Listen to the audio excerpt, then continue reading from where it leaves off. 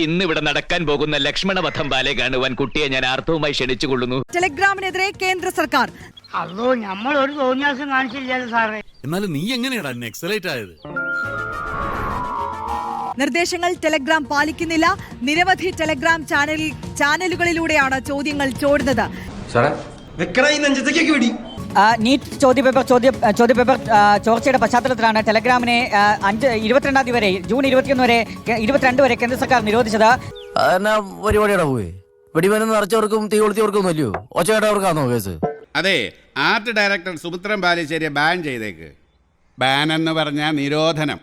അവനെ ജോലിക്ക് വെക്കണ്ടെന്ന്. നിരവധി ടെലഗ്രാം ചാനലുകളിലൂടെയാണ് നീറ്റ് യുജിയുടെ ചോദ്യങ്ങൾ ചോരുന്നത്.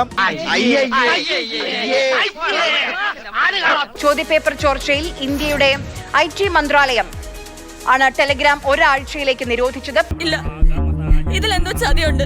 നിങ്ങൾ കള്ളം പറയാണ്. സത്യം നിന്നെ പണ്ടാരടക്കിയ നിന്റെ അപ്പനാണ് സത്യം. ആദ്യം അല്പ അസൗകര്യം കാണും, പിന്നെ അത് ശീലമായിക്കോളും. ചോദ്യപേപ്പർ ചോർച്ചയിൽ ഇന്ത്യയുടെ IT മന്ത്രാലയം ആണ് ടെലഗ്രാം ഒരാഴ്ചയിലേക്ക് നിരോധിച്ചത്.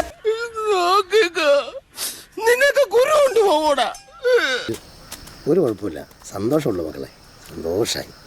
മുടിഞ്ഞ് പണ്ടാറടങ്ങി കുത്തുവാള എടുത്തു പോട്ടെ നായിന്റെ മോൻ നശിച്ച് നാറാണക്കല്ലെടുക്കും.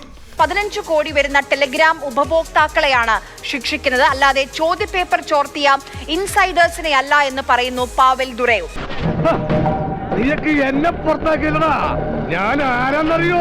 വക്കച്ചൻ ചേട്ടൻ ഇങ്ങനെ ചൂടാകേണ്ട യാതൊരു ആവശ്യമില്ല. ഇതൊക്കെ ഒരു സ്പോർട്സ്മാൻ സ്പിരിറ്റിൽ എടുക്കണ്ടേ? ചോർച്ച നിന്നില്ല എന്നും അത് മറ്റ് ആപ്പുകളിലേക്ക് നീങ്ങിയെന്നും മാത്രമാണ് ടെലിഗ്രാം മേധാവി കുറ്റപ്പെടുത്തുന്നുണ്ട്. ആ തെണ്ടി എനിക്കിട്ട് പണിഞ്ഞോന്നൊരു സംശയം. പണിഞ്ഞതാ. ഇനി നമ്മൾ എന്ത് ചെയ്യുമല്ലയ്യ? പക്ഷെ ചെറിയൊരു ട്വിസ്റ്റ് ഉണ്ട്.